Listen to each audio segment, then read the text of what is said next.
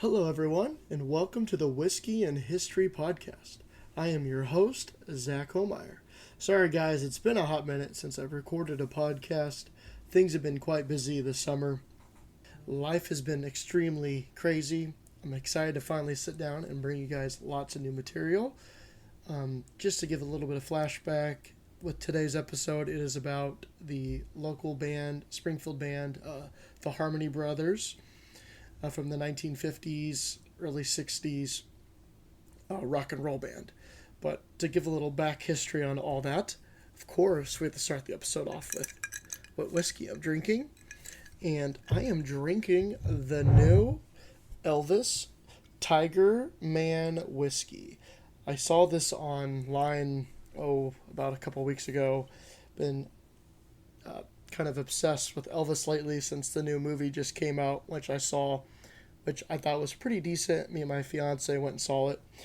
Anyway, since this episode has to relate with rock and roll music, I figured what would be better than trying a new whiskey, the Tiger Man Elvis whiskey. It's straight Tennessee whiskey, 45% alcohol, pretty strong stuff. Let's do the taste test. Oh, that's that's really good stuff.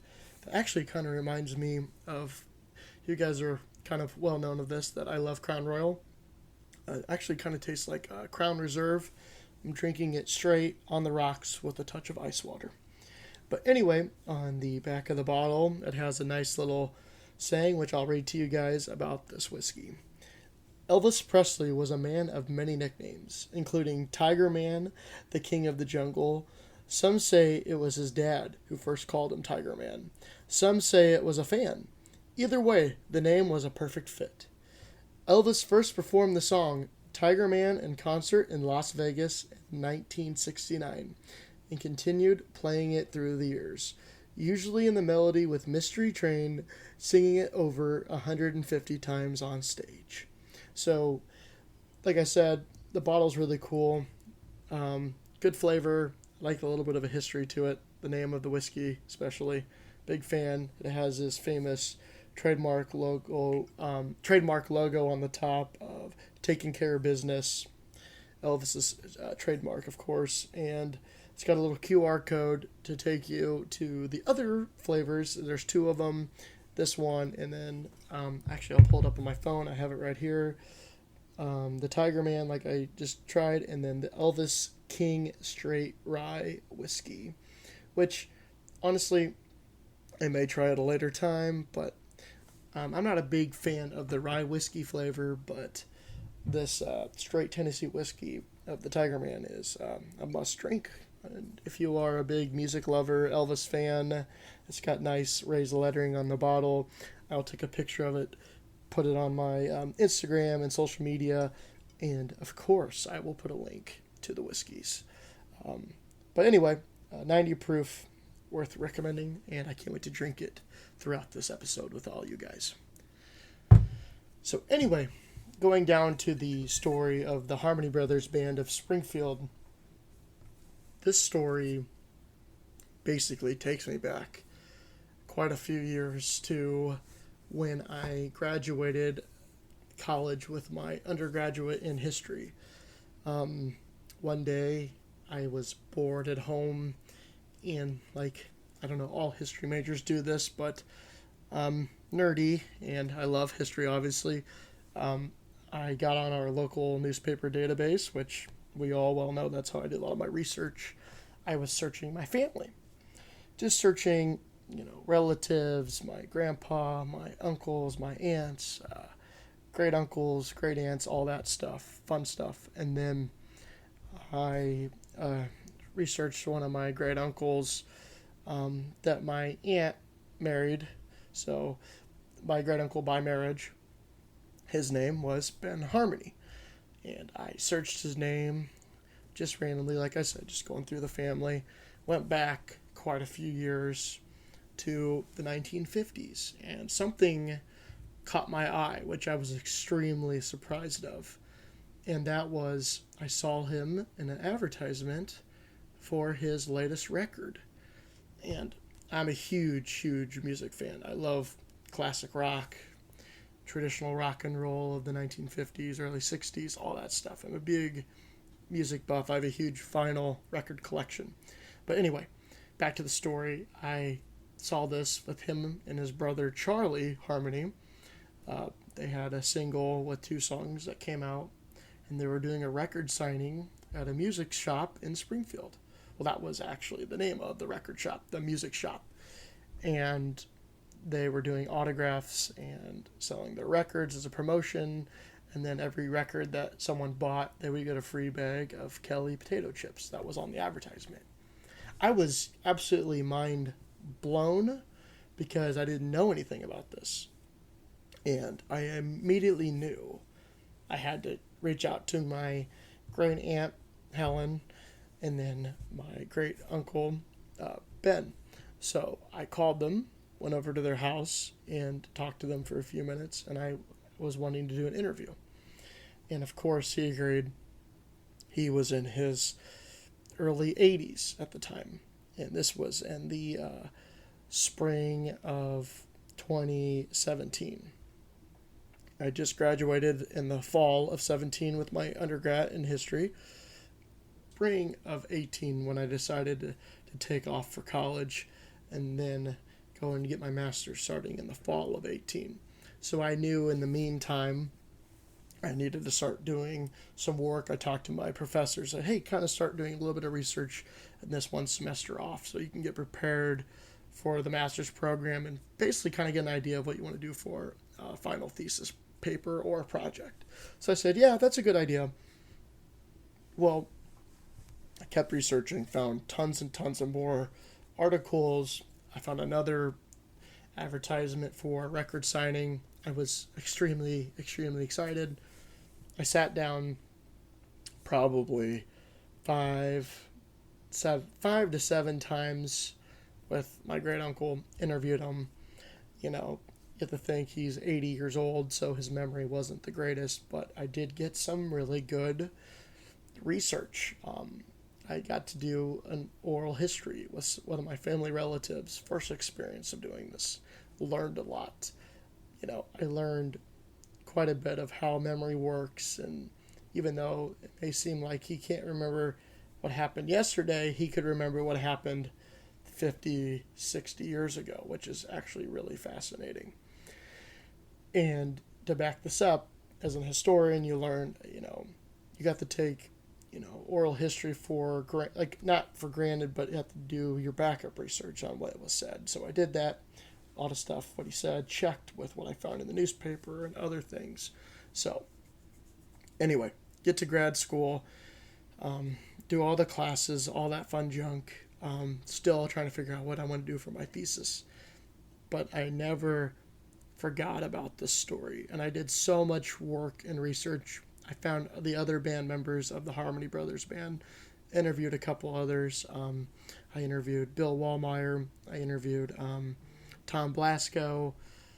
He was the accordion player, which is kind of interesting. A rock and roll band had an accordion player. Pretty cool. Sounds kind of crazy today, but anyway, pretty fascinating. Bill Wallmeyer was the drummer.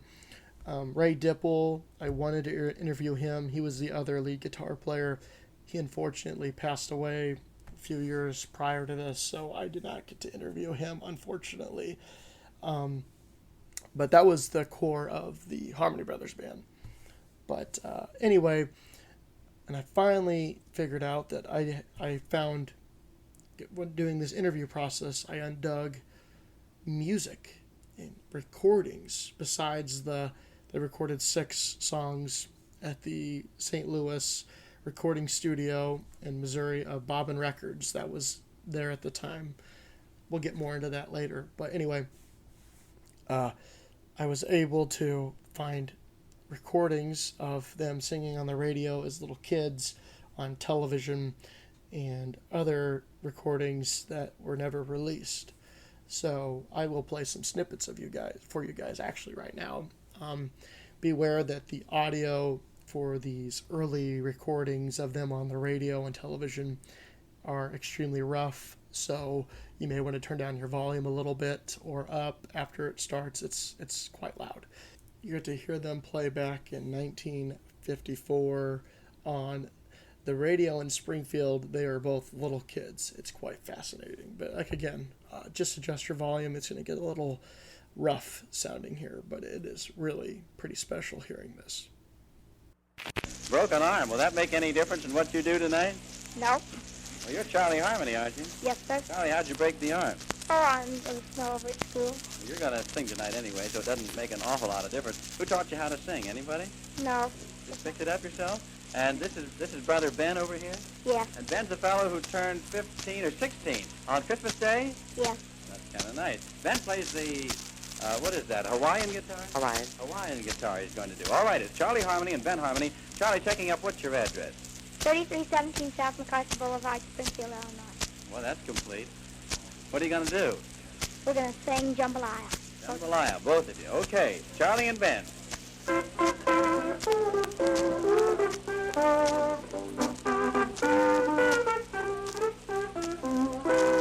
Goodbye, Joe. Me gotta go. Me, oh, my, oh.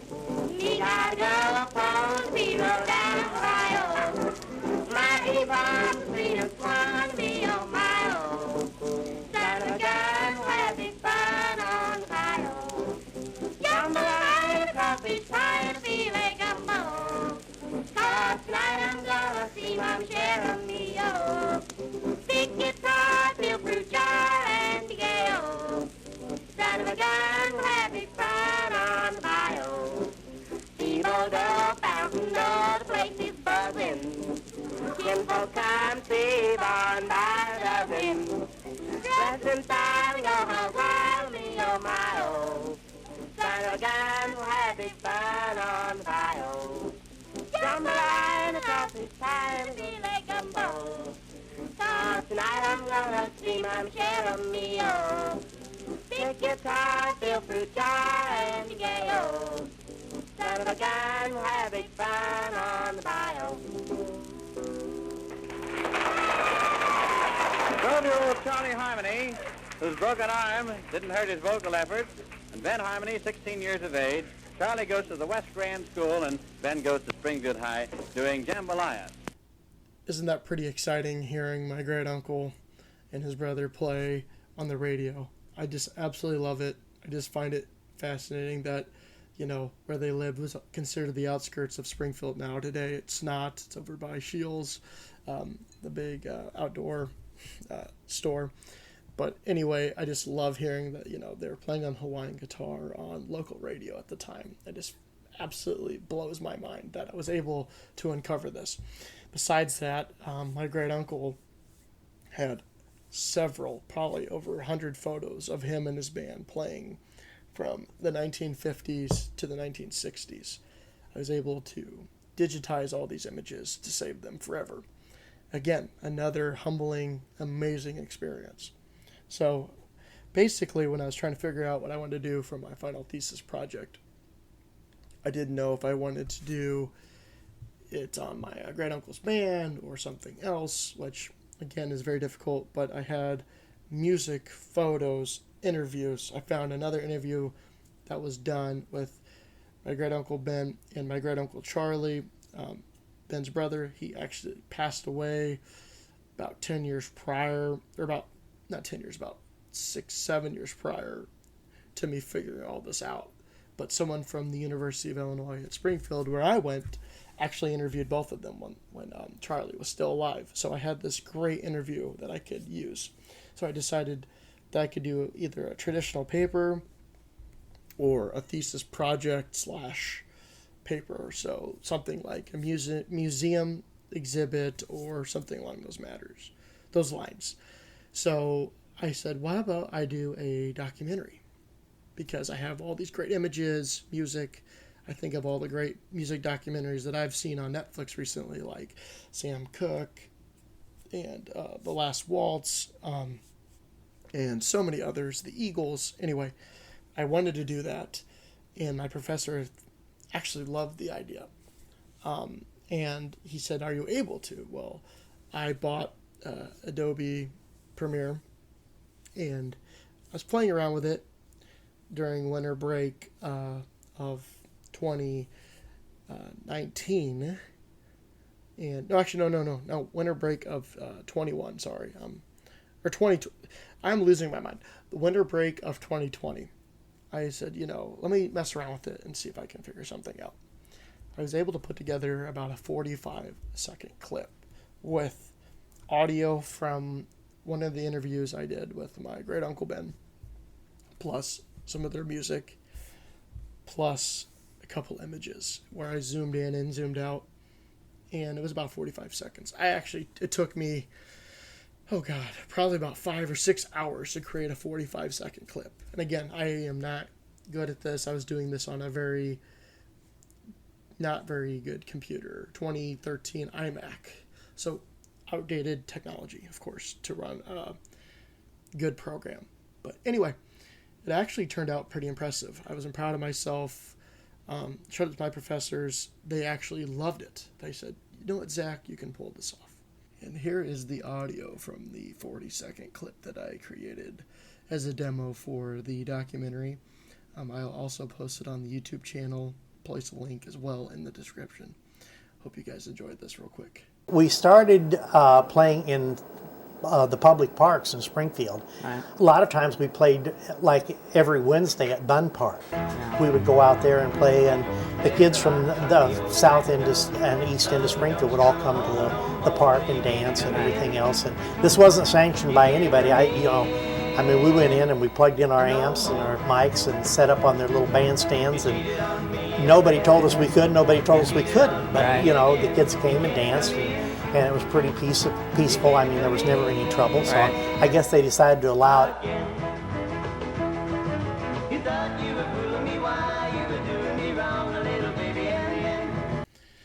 So, anyway, I ended up doing it. The documentary is just a little bit over 30 minutes, the goal was to do a 30-minute documentary. I had to type a paper along with that. I finished grad school last May. Of course, got an A. Quite proud of myself with the limited resources I had, which for the next episode of this podcast, I'm going to do a behind the scenes of this documentary that I created. But I'm also going to post the documentary on my Whiskey and History podcast YouTube channel. I will put the link in the bottom of this video. But anyway, this is more about the history. Watch the 30-minute documentary if you want. If you want to pause this, watch that. Go right ahead. I'll give you a brief history of everything. My goal on this episode is to take a deep dive into that without having to watch it with the images and stuff like that, and maybe give a few more tips on the whole story that I wasn't able to portray in the full 32 or 33 minutes of the film. So hope you guys enjoyed this story about the Harmony Brothers. That's just the background of everything. The story of the Harmony Brothers Band is an important part of history to both the community of Springfield and the rock and roll music. And basically, what happened was when Ben, my great uncle Ben, and I'm not going to quit saying great uncle throughout this, but Ben and his brother Charlie came from a family of 8 children, very, very poor. Basically, like you heard on the outskirts of Springfield, didn't have a whole lot.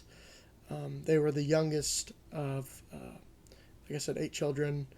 Ben was older than Charlie by 2 years. They didn't have a lot to do. They had to work all the time for everything. And basically what happened was when they got older, in their middle school days or early high school days, around 1955, and this is why this whiskey is relevant, Elvis Presley, of course, takes the music world by storm.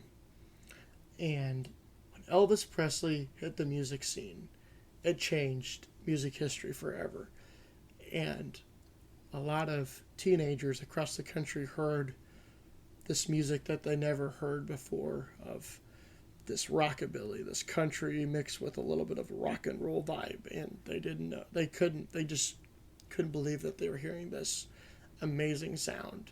And then seeing, of course, Elvis on television and doing the hip thrusts and the dancing. They've never seen that before, which was portrayed in the movie, of course, that just came out. Basically, that motivated my great uncle, Ben, to start his own rock and roll band with his younger brother. And before this, they sang. That was one thing they did. Before Elvis and all this, they sang. Ben learned how to play guitar, and Charlie just learned how to sing from his older sisters that I was able to find. And their mother and father put them in music contests at the county fairs in New Berlin and all that, and they did really good. They won first place, second place, third place, bunch of ribbons. Got copies of those, pictures of those. Actually, they're pretty cool. From the early 1950s, like 51, 52, 53. Anyway, and Ben took guitar lessons. But when they got older, they heard Elvis.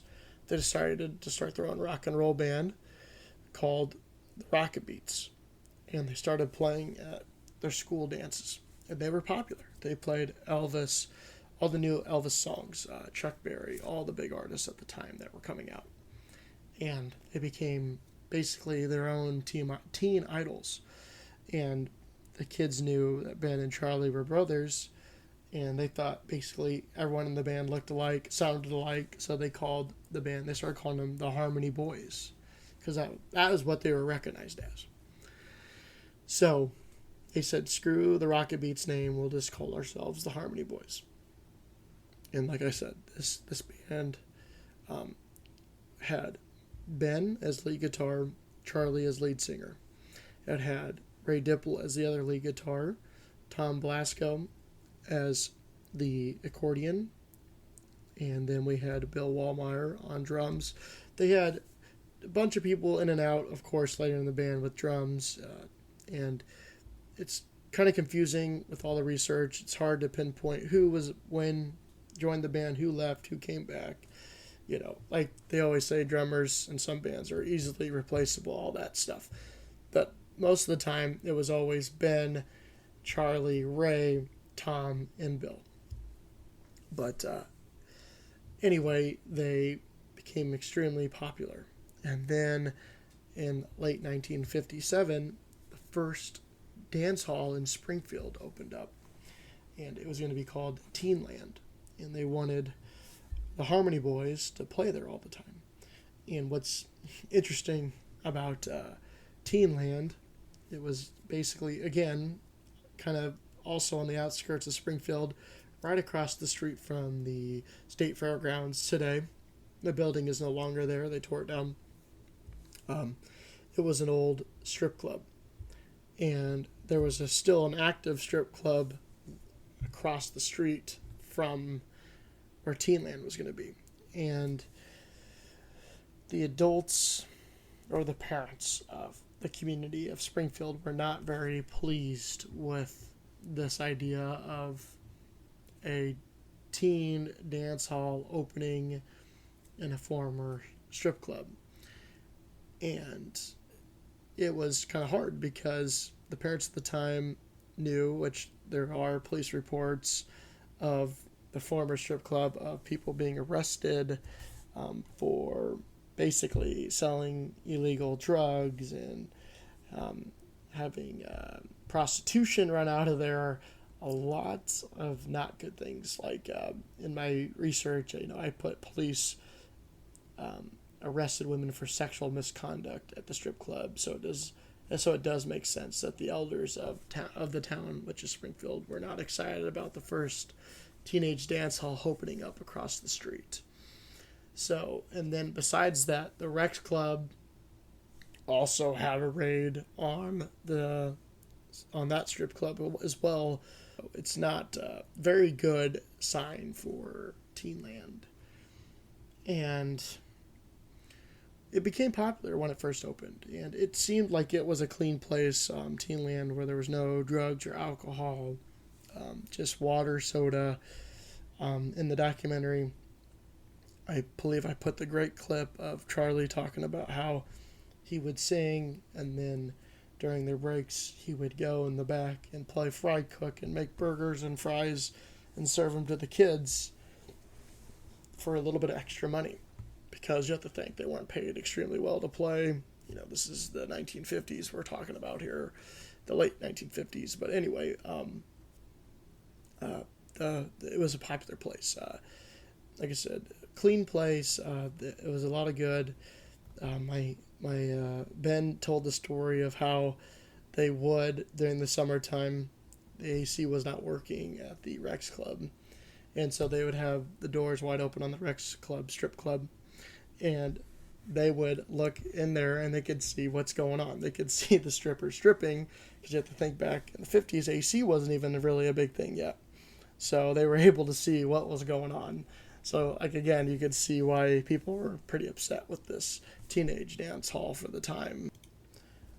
But the crazy thing is, unfortunately, the people of Springfield were able to dig into the background of the owner of Teamland, which was Bob Taylor. And they said back in the Second World War, when he was in service, he propositioned a prostitute at a naval base where he was stationed, and they used that charge on top of not having a proper business license to run the dance hall. They were able to close it, and so the teenagers of Springfield, including the members of the band, protested. They eventually were able to get Teamland back open. It was a struggle. But anyway, it was pretty exciting because it was kind of like a win for the band. And it's pretty cool that, you know, my family was able to do something like this. And it just seemed like things... But it was a big win for the band because they were able to continue to play there through 57, 58, and up to 1959. And besides that, they were able to play...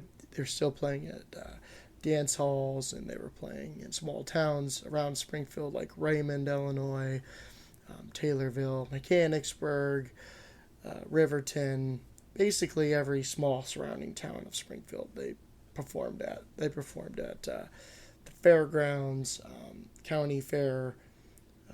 They even had a parade downtown for the band with a big banner with people walking, and they were playing.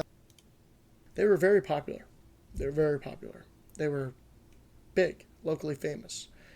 And things changed for the better for the band because of what happens on February 3rd, 1959, also known as the day the music died. And that is the day that will never be forgotten in rock and roll history, with the deaths of Buddy Holly, Ritchie Valens, and then J.P. Richardson, also a.k.a. the Big Bopper. Their plane crashed on the snow-swept fields of Iowa when they were on their Winter Dance Party tour.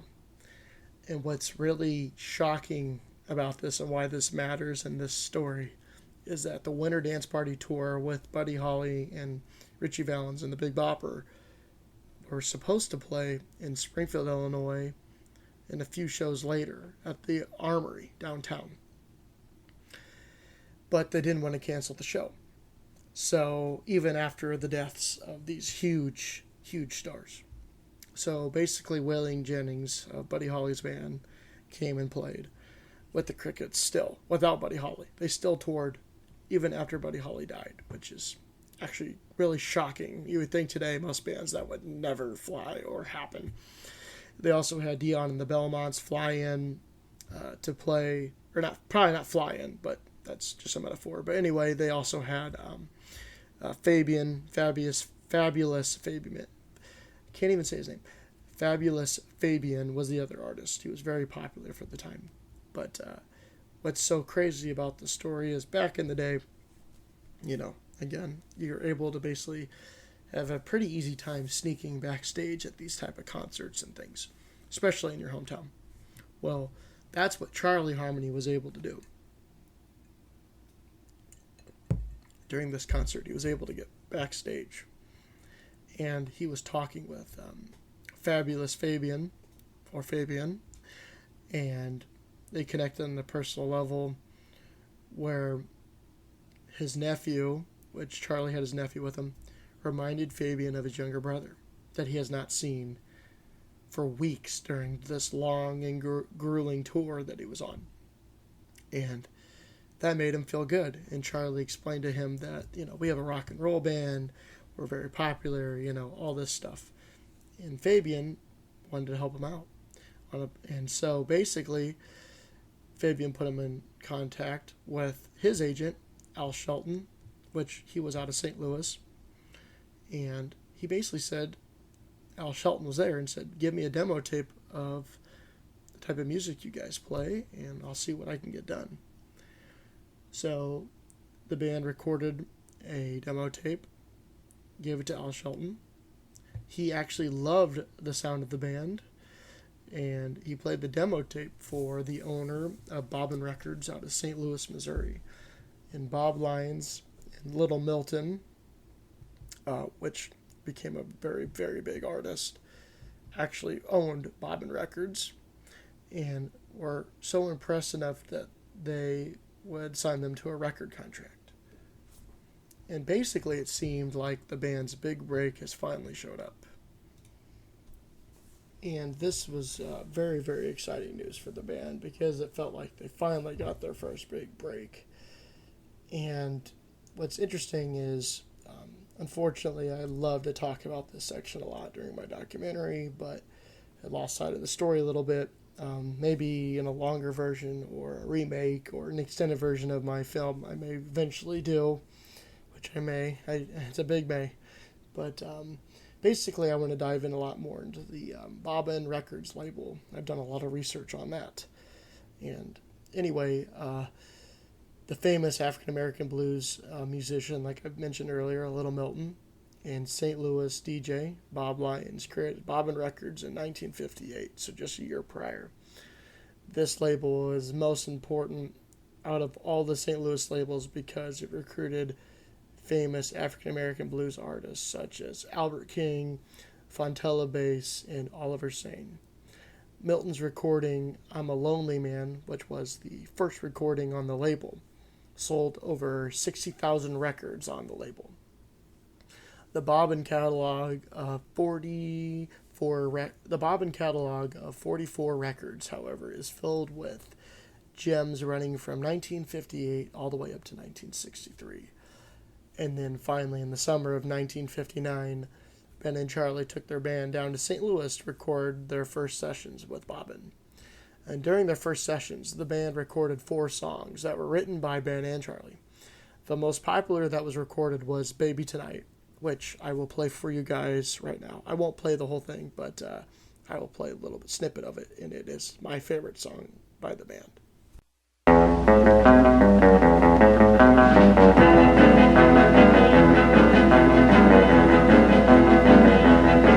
Well, I want you near me, honey, tonight. I want you near to hold me tight. I want to kiss and hug you right. I want to give you love tonight, baby, tonight, yes, tonight. There you guys have it. That was Baby Tonight. It was actually written by Ben, and it's like I said, my favorite. It's a fast-paced song about a guy wanting a girl to love him and spending time with her. It has an Everly Brothers feel with Ben and Charlie singing in harmony together, and a lot of people at the time also said they sounded just like the Everly Brothers. I think they do too. I honestly think they sound better than they did.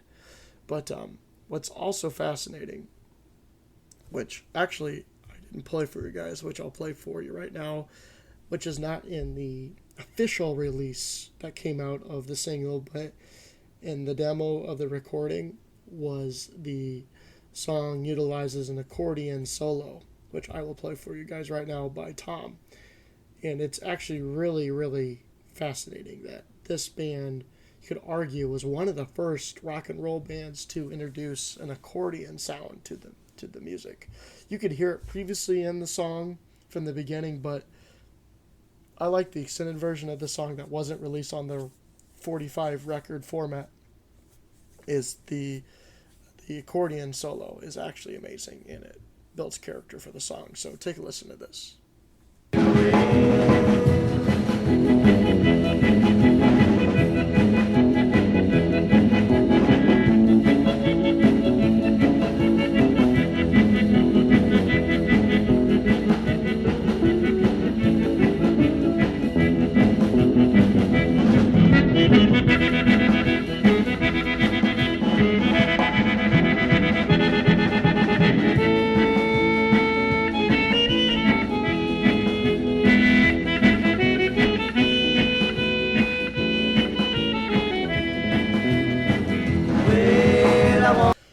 See, and after that, I absolutely thought it was just so cool that they had an accordion solo on their hit song. I think that's just so fascinating. But anyway, this first record became a huge hit, very successful for the band throughout Springfield.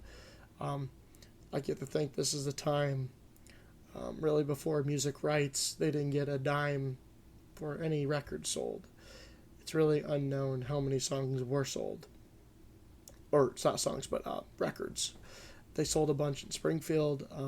I actually found original records on eBay, which you can still go find. You can look it up right now, Harmony Brothers. I'll post a picture of the 45 for you guys. Anyway, you can still find them. They're a little bit expensive. You can still find lots of the Bobbin Records label. Very, very collectible. I own actually quite a bit of them. And anyway, there's some really good blues music. I think it's some of Albert King's best work. I'm a huge Albert King fan. And listening to his 45s of the Bobbin record sessions are truly, truly amazing. Actually, I digitized Albert King's first record that he recorded on Bobbin Records, and I don't know if I'm really supposed to be playing Albert King's music on this podcast or on any media, but I'm going to anyway for you guys. I digitized the sound off the 45 itself. I have a thing where I can hook up to my stereo and record music onto my digitally onto my computer. So 1959, Albert King's first 45 record on Bobbin Records. If you go to the discography of the Bobbin Records catalog, it's number 114 on the list. You can Google search it real easily. Anyway, the song that I'm going to give, not going to play the whole thing, obviously, here, but the song I like on here is the first song, the A-side, Why Are You So Mean to Me? And then the second B-side is O.E. Baby. But I'm just going to play Why Are You So Mean to Me? Take a quick listen. Really, really great blues stuff. And this is what I'm talking about when it comes to blues music on this label. Well, I'll be good to you. I'll be kind as a man can be. I'm gonna give you my picture, woman. I want you to hang it up in your frame. When I'm dead and gone, baby, you can see me just the same. Whoa. As you guys just heard, it's really, really amazing music, and I'm really sad that this label really didn't survive, mostly dominated by African-American artists, blues artists. Really good stuff. Albert King recorded, I think, 3 or 4 different records. I have 2 or 3 of them myself. Great, great stuff. The Harmony Brothers were put on here to add more flavor to the label, have another white band, more poppy music, completely different from the label. You can see where the label is trying to expand with, you've heard the Harmony Brothers sound compared to what Albert King's putting out. Completely on different spectrums, but again, really great stuff. I hope you guys really enjoyed that little snippet of Albert King's early career, which I think is truly, truly incredible. It was basically trying to be the Chess label before Chess was even a label in Chicago. But unfortunately, this story ends in a bad note with the label that 1962, 63, actually around 63, the story goes from the research I found, which there's still a lot to be found on Bobbin Records. There's not much about it. Even in the St. Louis Blues History Museum down in St. Louis, they don't have any mention of it, basically, which is really, really sad in my opinion. They have a very, very small snippet at the very end of the museum when I went 3 years ago in 2019 with my fiance. And I was actually really disappointed about that. because it was something you can just go Google right now and read about the label, which there still isn't much about it. So I actually think, my own opinion, I found more in my own research than the St. Louis Blues Museum has even done. And I would like to reach out and see if they have anything in their archives. I've not had the time. But anyway, basically what happened is I have an original letter stating from Bob Lyons from the label that my great uncle Ben had saved, talking about how they were selling records really good. They wanted them to play with basically some more African American bands to adopt that sound a little bit and add that to their records, because they were more rock and roll, pop sound, versus more of a bluesy sound, as you guys heard. That was what they wanted to do. They thought that they were gaining momentum. They recorded their last record in '62, felt good about it. That was the last contact that he ever had. And that was it. Never heard anything else. Bob Lyons basically packed up everything and shipped off, and you never heard from him again. And at the same time, you have to think this is, the early '60s. The music industry is still trying to figure out itself. This is before the Beatles came. This is, Elvis Presley was still the dominant guy. And he was even taken advantage of by his manager. So you have to think this is a different time in music history, where basically the artist got screwed. It's really, really sad. And that was basically the whole point of my film. But in anyway, what was fascinating was, which you'll see in the film, is that the band was able to meet Jerry Lee Lewis, the famous other big rock and roll idol from that time period of the 50s, at a pool party in St. Louis where they were playing at the Splash Platter parties. This is also where they met the famous, locally famous band Jules Blattner and the Teen Tones, which they also recorded on the Bobbin label. They have some really good music as well. One of my favorites was the Gamblin' Man and the Rock and Roll Blues. I have that 45. Really, really good. You can find a lot of these gems on YouTube. I'll post a link on YouTube too for some of these bands and songs. But and they were able to open up for Jerry Lee Lewis, and at the time he was facing those basically sexual misconduct, or I don't know how to really word it, but that's when he married his cousin, and she was only 13 or 14 years old. And this was frowned upon back in the 1950s, obviously, and today that would just never fly. And unfortunately, I did try this. I did try to reach out to Jerry Lee Lewis to do an interview. Surprisingly, I was able to talk to his agent, and this was back in 2018, 2019, basically saying what I was working on as research for my great uncle's band, and would love to do an interview with him. And his agent was very, very pissy on the phone with me, saying that no, he doesn't do interviews anymore, he's done. And basically didn't care what I had to say. And I was trying to explain to him, hey, I'm a young college student, grad student, trying to do research, and that didn't go very far. Because I would have loved to interview Jerry Lee Lewis on, if he could remember even playing at the Splash Platter parties in St. Louis, if he would even remember that. And the fascinating thing was he used to like to drink whiskey and milk together in a combination, which is very, very disgusting. Maybe I should try that on one of these episodes. Let me try the Jerry Lee Lewis whiskey and milk drink. I don't know if you guys think I should do that, or, I think it'd be kind of funny. Screw it. Let's do it sometime. On that note, let's take another sip of the whiskey. These pool parties are very, very popular for the band. Helped them kind of get a footing in St. Louis a little bit. They played a lot of shows down there. Their records, they've recorded 3, like I said, at Bobbin.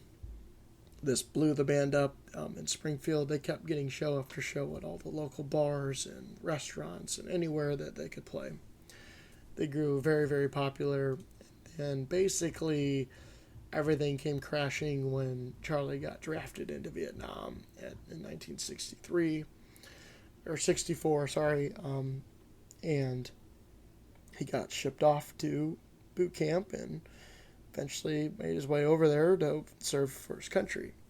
And in the meantime, Ben continued the band.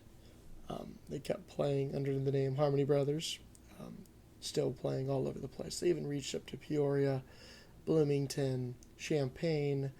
They made many, many TV appearances. They made a TV appearance on the Morris B. Sachs Amateur Hour out of Chicago.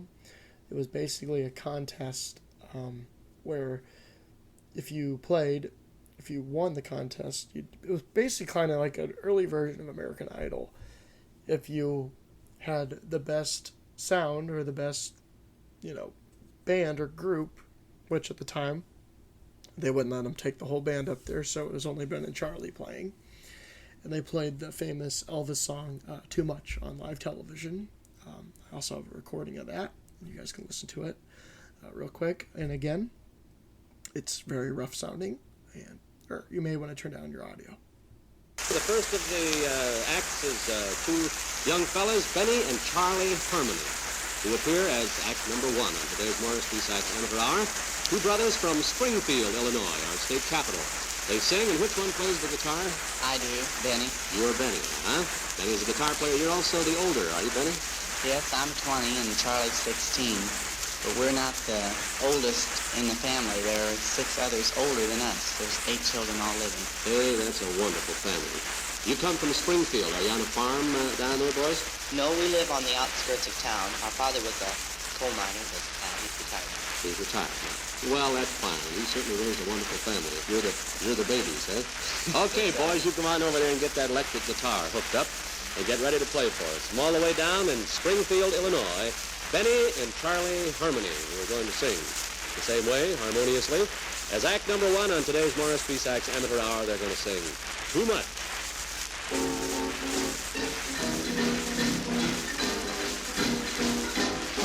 Well, honey, I love you. Too much I need your loving. Too much when I want the thrill of your touch. Hey, gee, I can't love you.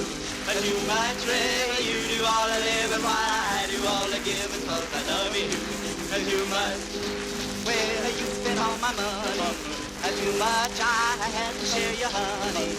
Too much, well, when I want some loving, you're gone, oh, don't you know you're treating your daddy wrong? Now you got me started, don't you leave me broken hearted, 'cause I love you too much. Well, I need your loving all the time. I need your loving. Please be mine. I need you near me. Stay right close, way, please hear me. You're the most. Well, now you got me started. Don't you leave me broken hearted, 'cause I love you too much. Well, every time I kiss you, a sweet lips, oh, I can hear my heart a flip, flip. Well, I'm such a fool. Your charm, oh, take me back, baby.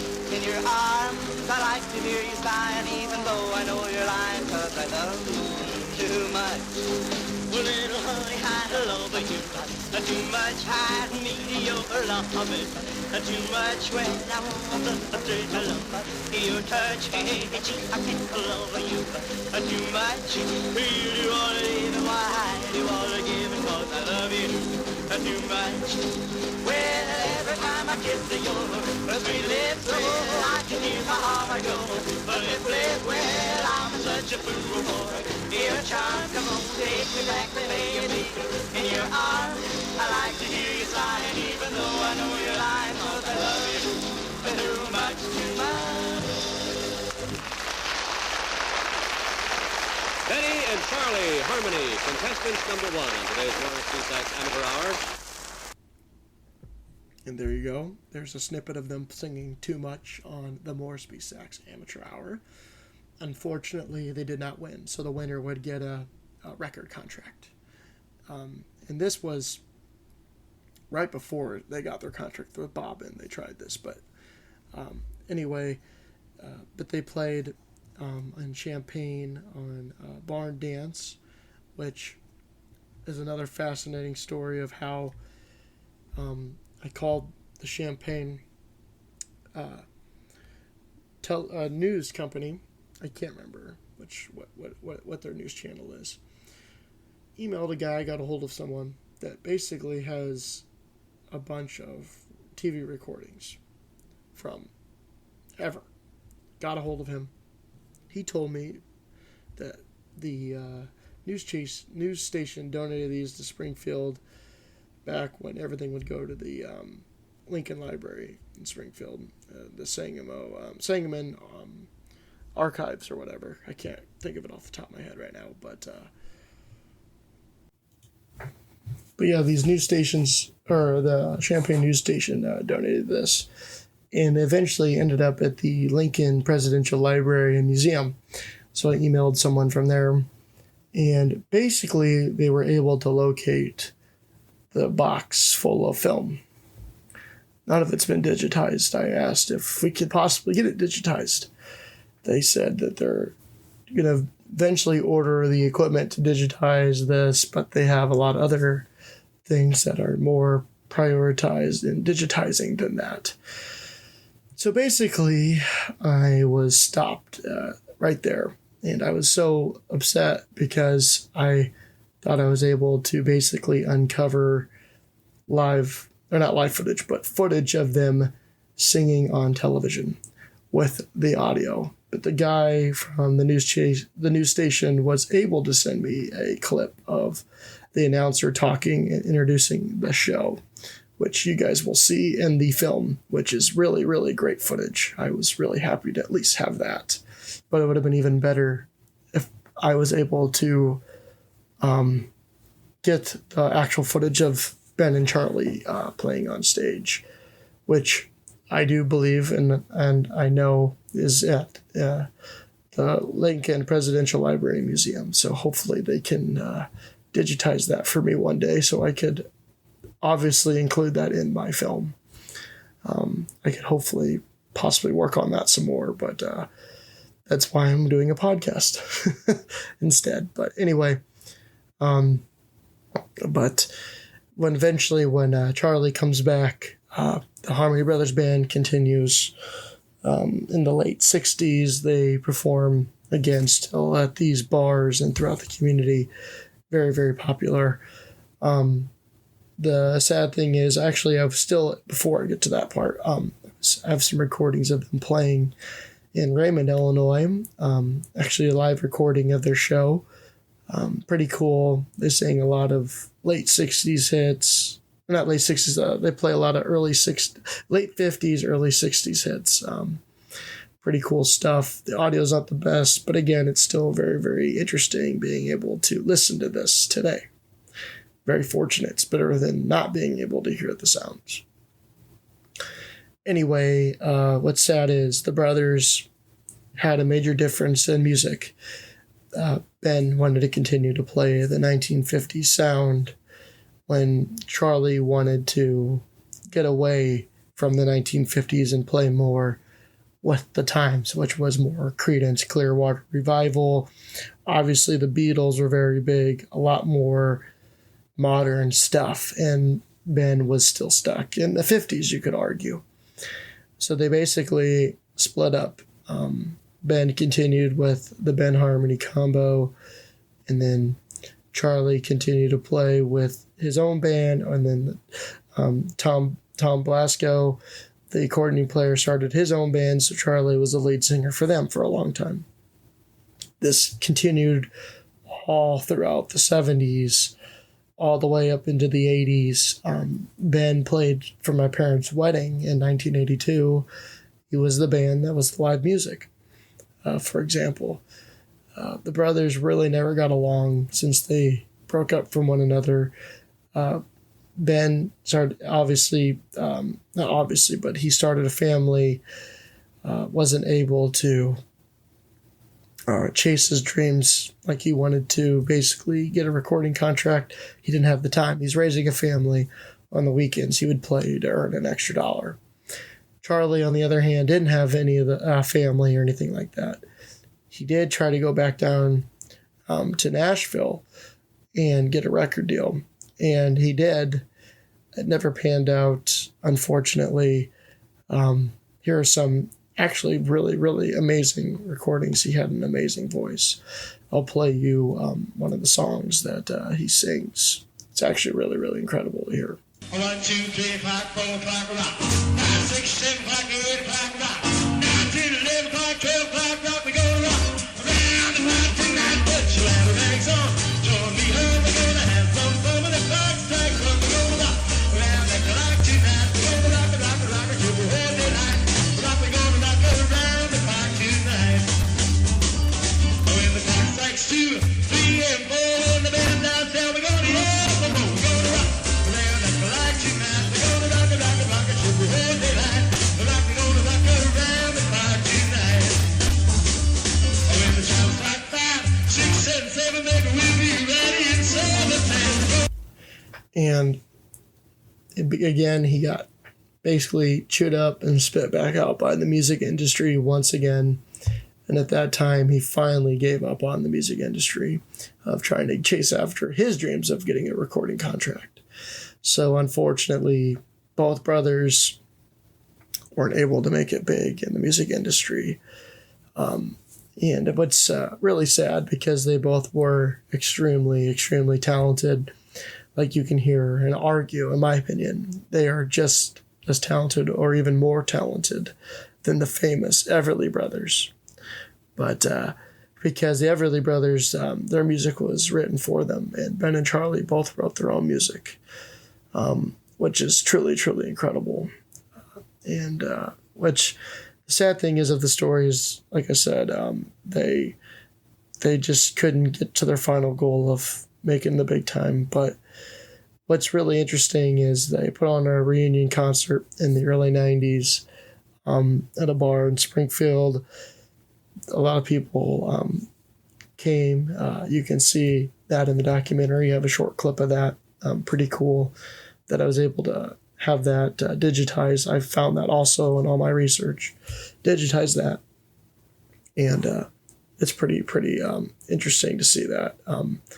And they both say that they would never trade in, but they trade in that they thought that they never made it big, because they thought they made it big in their own eyes of being the big band of small community of Springfield and the surrounding community.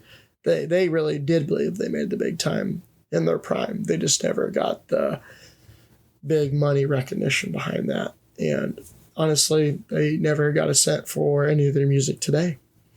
That's one of my goals that I'm currently working on, is to try to locate who owns the rights to this music. I know it's only 6 songs, but it's lost. It's lost in the jungle of other bands, because this is very, very common. And throughout my research on the Bobbins label, it seemed that you can look at that Little Milton, Fontella Bass, and Albert King all end up going to Chess Records in Chicago.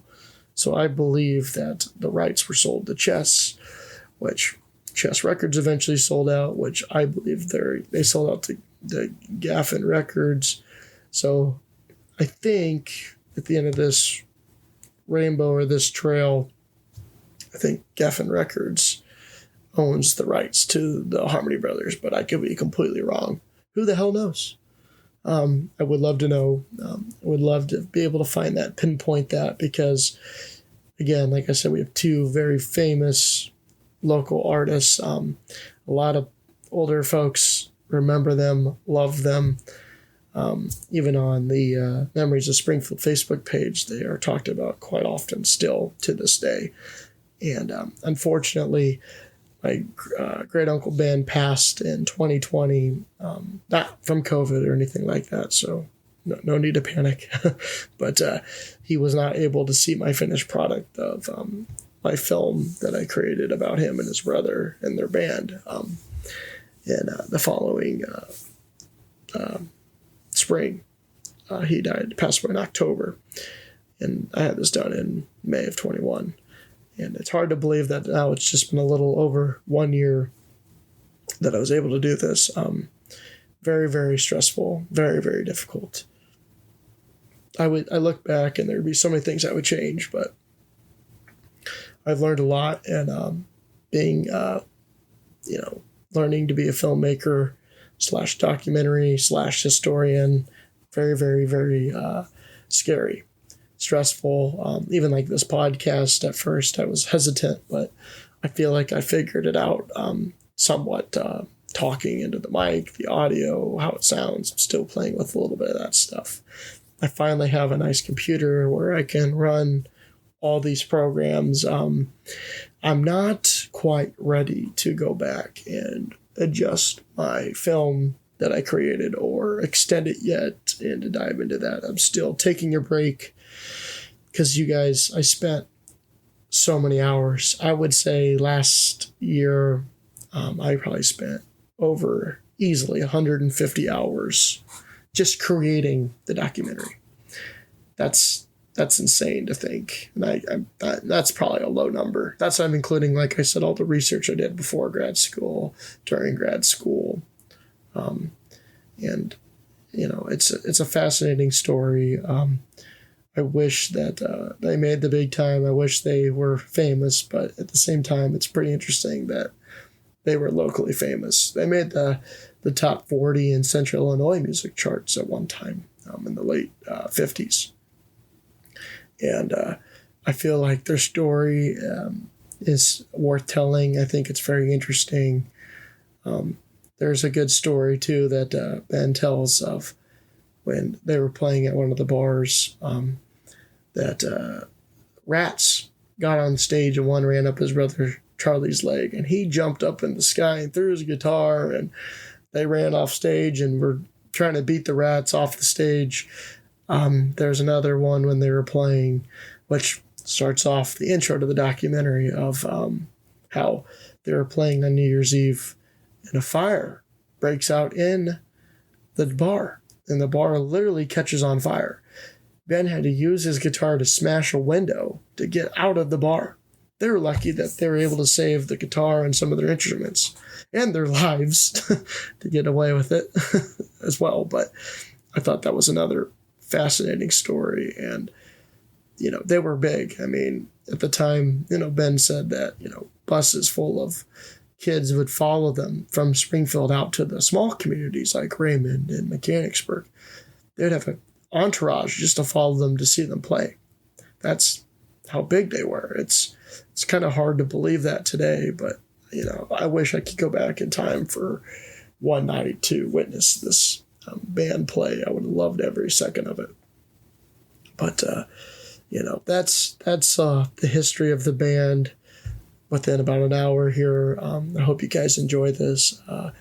Take a chance to check out the documentary. I'll put a link of that in the bottom of the description, along with YouTube links for you guys to listen to the songs in full.